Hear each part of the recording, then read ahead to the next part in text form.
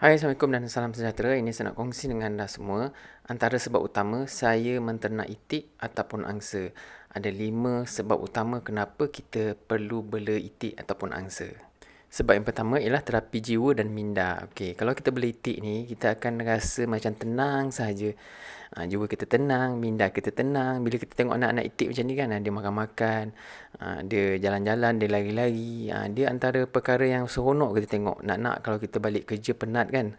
Balik kerja penat, stres. Kalau kita tengok gelagat seekor-seekor ni, dia macam-macam gelagat. Setiap itik ni ada karakter tersendiri ni. Memang menghiburkan lah kalau kita tengok dia.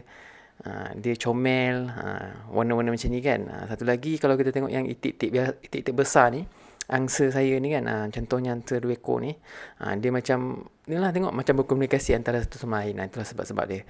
Sebab kedua ialah stok bekalan raya. Kita buat rendang. Kalau itik ni kita buat rendang itik lah kan. Kalau hari raya dekat Negeri Sembilan ni, rendang itik ni kalau area Pilah memang wajib lah. Keluarga saya memang wajib lah kalau ada perayaan untuk buat rendang itik ni. Kalau kita ada itik kita, memang mudah lah untuk kita dapatkan stok. Dia bukan apa, kalau kat kedai memang ada. Cuma kalau kita bela sendiri, kita boleh jamin lah kebersihan, kualiti itik kita. Kita boleh jaga sendiri. Kalau kat luar, kalau kita tengok, itik ni PL dia suka merayau, ataupun dia kalau nampak lopak-lopak air ke dan sebagainya, dia akan sudu. Dia akan mandi. Nak-nak kalau kat longkang kan. So kalau macam tu kita tak tahu macam mana kualiti itik tu, kebersihan dia. Kalau kita bela sendiri macam saya bela kan. Saya buat reban saya sendiri. Saya kepung dia, saya tak kasi dia lepas. Kita bagi dia makan jagung, nasi dan makanan-makanan yang bersih lah. So kita boleh jamin kesedapan daging itik kita. Selain itu, kita boleh dapatkan telur itik. Kita boleh buat gulai ataupun buat telur asin. Kebiasaannya itik ni dia akan bertelur bila umur dia dah cukup 6 bulan. Dan seekor itik dia boleh bertelur dalam 14 ke 16 biji seekor pada satu-satu masa. Dan kita boleh kumpulkan telur-telur itik ni, kita basuh, kita simpan dalam peti sejuk untuk kita buat gulai ataupun kita buat telur asin.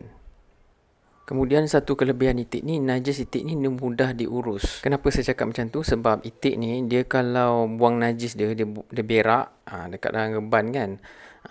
Nak kat reban kita ni tanah semua, dia kalau berak, tahi dia tu, dia jatuh kat tanah, dia akan meresap. Dia jenis cair.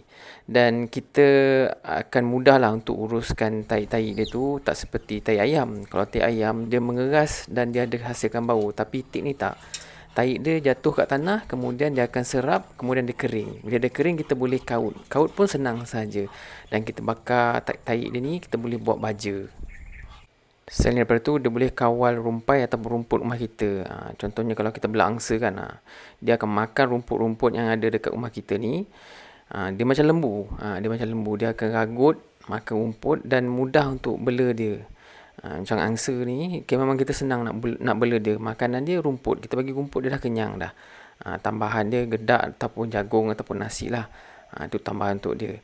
Memang mudah. Itik pun sama juga. Dia akan makan rumput ataupun pokok-pokok kecil dekat keliling rumah kita untuk kawal. Jadikan rumah kita lebih bersih. Dan akhir sekali, kalau kita bela angsa ni, dia bantu jaga rumah kita. Bela angsa ni memang satu kelebihan lah kepada tuan rumah. Sebab angsa ni dia alert. Dia memang alert dengan apa yang melintas kat depan dia, sama ada manusia ke, haiwan ke, ataupun benda-benda lain, dia akan bising. Nak waktu malam ataupun waktu siang pun sama juga. Dia akan bising, dia akan keluarkan suara dia, sound dia macam alam.